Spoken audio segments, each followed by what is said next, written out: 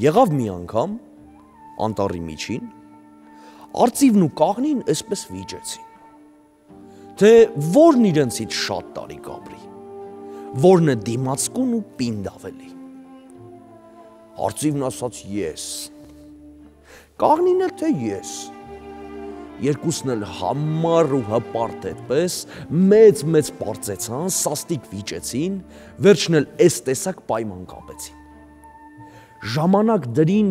500 տարի, արքան հավքերի, արքան անտառի, որ թե որոշված են օրին հասնեն, են օրը մինել գան իրար տեսնեն։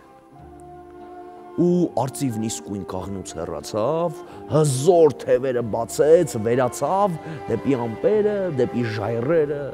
ուր անց էին կենում իր լավ օրերը։ Կաղնին էլ փռեց ճյուղերն երկաթի,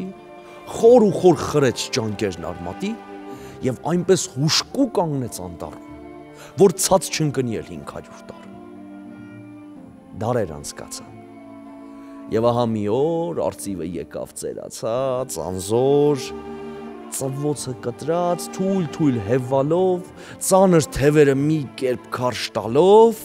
տեղ հասավ մի կերպ, նայեց դես ու դեն,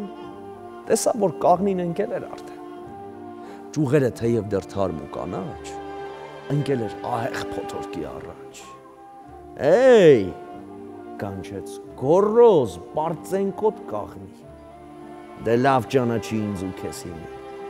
500 տարում դեռ մի ժամ էլ կա, ընկել ես արդեն, անկոտրում հսկա։ 500 տարի ապրել եմ կանգնած, այդքան էլ կապրեմ դեռ այսպես թիկնած, մինչև լրանա մի 1000 տարի,